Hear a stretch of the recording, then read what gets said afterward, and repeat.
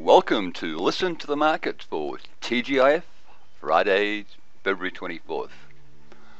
The top-down approach, as you're all aware by now, requires the 60-minute view together with the 30-minute view for confluence and the 15-minute view for your actions, for your entry and your initial stop loss. On the price chart, you'll see that I've also marked the starting time of the optimal profit window from 7 p.m. my time here in Vanuatu, going through until 2 a.m. again my time here in Vanuatu. What's important to do from my perspective is to make sure that your objectives are aligned with the optimal time window to use the top-down approach.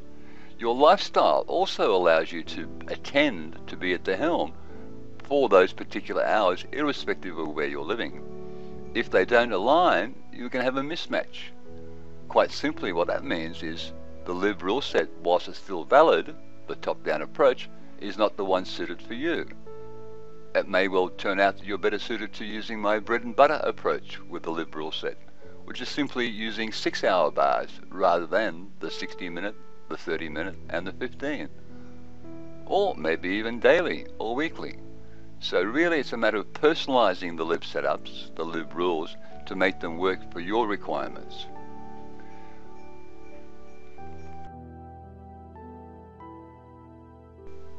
Let's now have a look at some of the campaigns that presented themselves on Friday. Coming into Friday's price action, naturally you've marked the previous day's highs on your chart, the previous day's lows. Naturally also you've assessed Thursday's price action to see what the message is for Friday. And that was number one, expect a smaller range on Friday compared to Thursday. Number two, expect higher highs on Friday compared to Thursday. And number three, probabilities favour the long side on Friday. The flag fell 7 p.m. my time here in Vanuatu, bar number one, number two.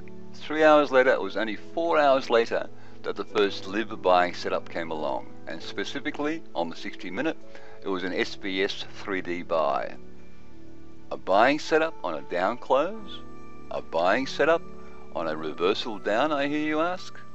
Well, yes, traditional chartists will see that as a selling tool or a selling setup. Unfortunately, stats don't support that.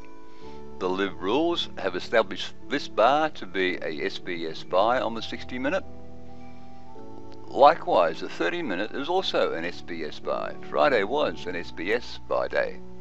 So, SBS buy on the 60, SBS buy on the 30. Your action, 15-minute view, does not give you a buy setup. You have to wait for 15 minutes to get a combination L.I.V.E setup, an IPO pip, buy, looking to enter the high through there, ISL at the low through there. Your risk factor in there in terms of pips was just under 10 pips. Entries achieved on the next bar with a promise of higher highs itself. The initial stop loss has not been threatened, can be raised to almost a break-even stop loss. Can it be rolled up to the 30-minute bar? Well, the answer lies in listening to the market and looking at the 30-minute bar. In terms of the 30-minute bar, the stop would be way back down there. In other words, at your initial stop loss level. So irrespective of the message from the 30-minute chart, it would not be wise in my book to risk more than one has to. So leave the stop as a trail on the 15. Next 15-minute bar comes along and you have a higher low. Raise the stop from almost break-even to break-even, locking in a few pips. Next 15-minute bar comes along, you can look to raise the stop even more. But wait, now let's have a look at the 30-minute view to see if you can raise it and manage it on a higher time frame. Well, the 30-minute view shows that the low is above your entry point, so tick for that. When you listen to the market, what is the message from the 30-minute bar? Smaller range is not a promise of higher highs to come. So in my book, it's a warning sign not to roll up. Manage it on the smaller time frame. Next 15-minute bar comes along, the stop is raised incrementally, and on the next 15-minute bar, the stop is raised yet again. Now let's have a look at the next 30-minute bar. Now this 30-minute bar now says, we do have a promise of higher highs, so we can roll the stop instead of running it there on the 15, move it back there on the 15, which is a 30-minute one. So now you're managing the campaign on the basis of the 30-minute view. What does the hour look like? Not yet complete, so we have to wait.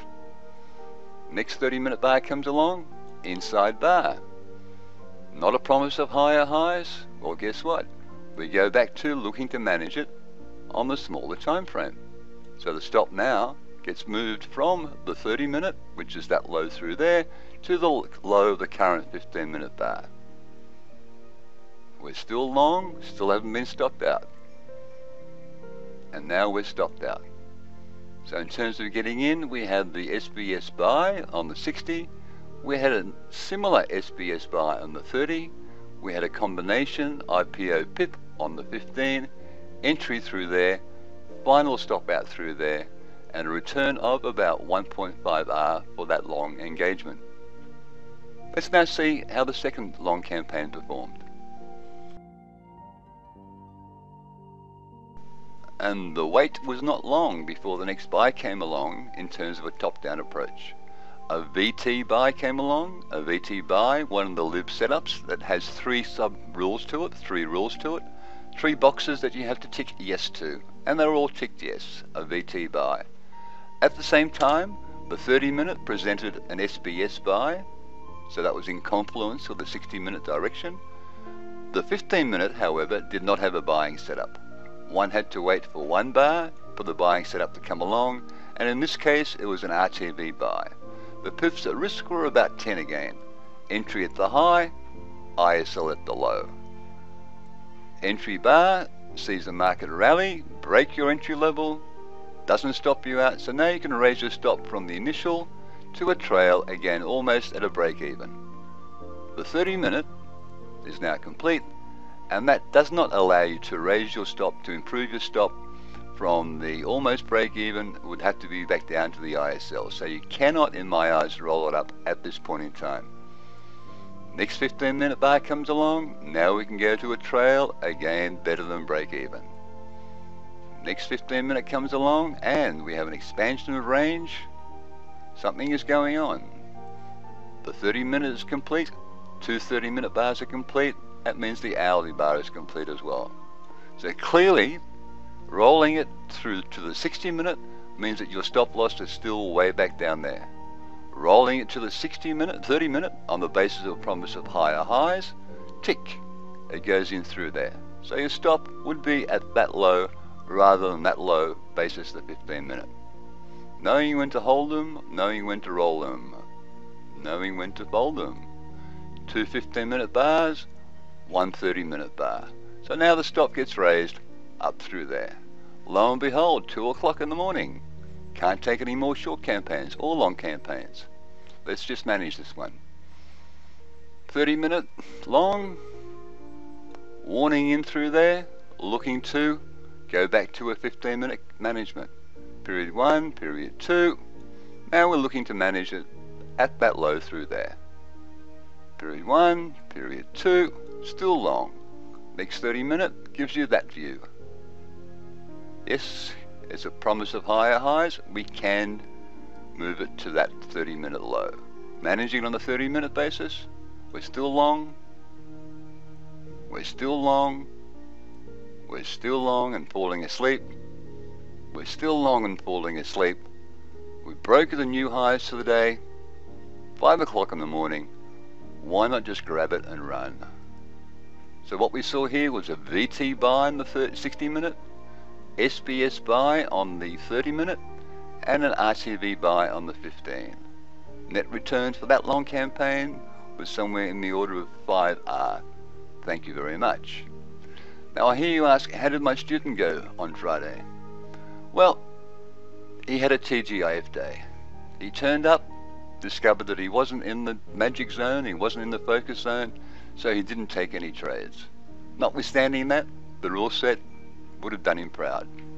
That's it for Friday's wrap up. Catch you over the weekend. Bye for now.